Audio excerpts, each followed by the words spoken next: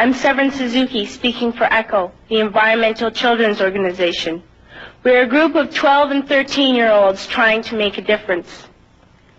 Vanessa Seti, Morgan Geisler, Michelle Quigg, and me.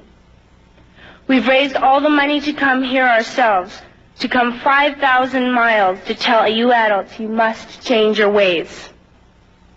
Coming up here today, I have no hidden agenda. I am fighting for my future. Losing my future is not like losing an election or a few points on the stock market. I am here to speak for all generations to come.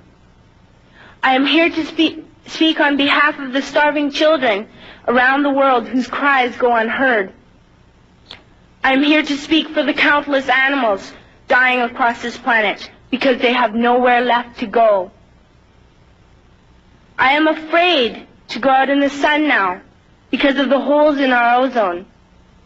I am afraid to breathe the air because I don't know what chemicals are in it.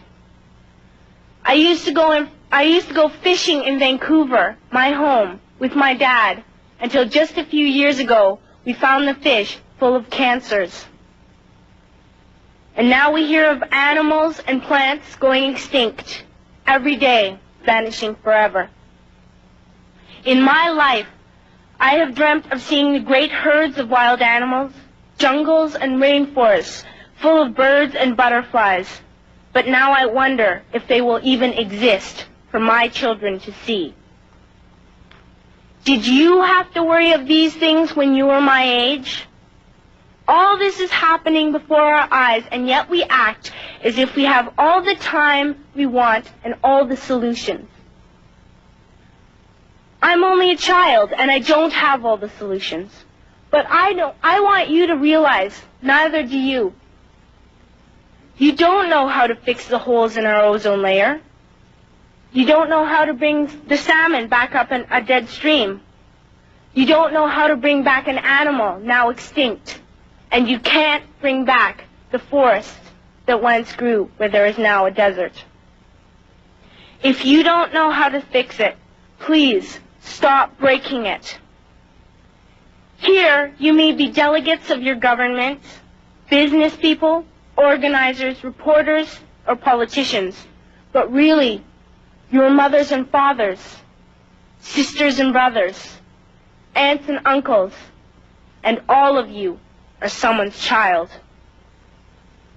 I'm only a child, yet I know we are all part of a family, 5 billion strong.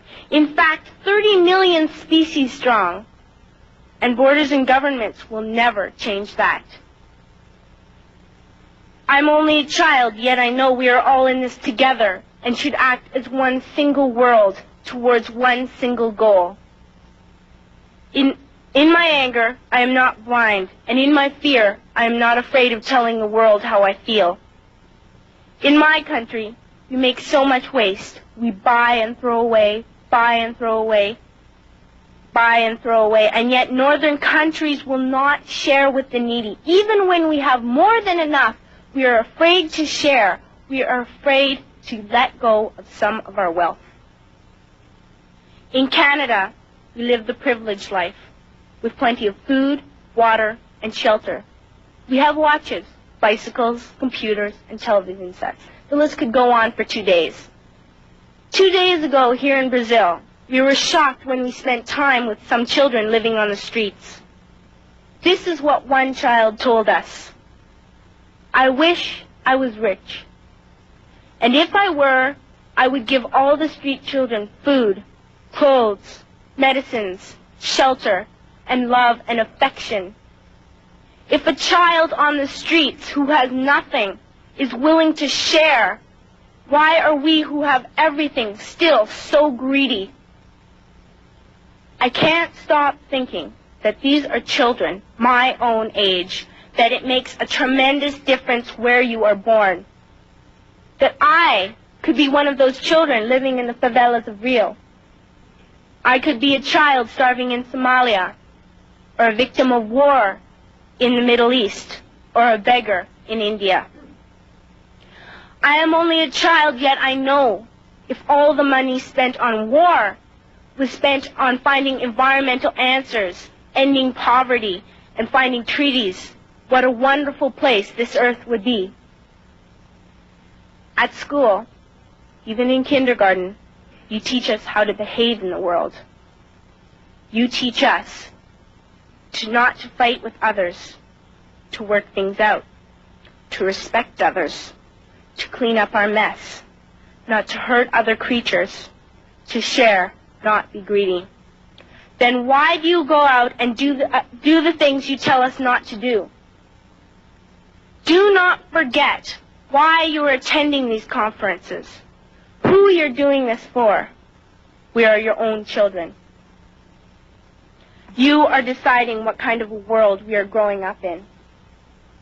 Parents should be able to comfort their children by saying, everything's going to be all right. It's not the end of the world, and we're doing the best we can. But I don't think you can say that to us anymore. Are we even on your list of priorities? My dad always says, you are what you do, not what you say. Well, what you do makes me cry at night. You grown-ups say you love us, but I challenge you, please, make your actions reflect your words. Thank you.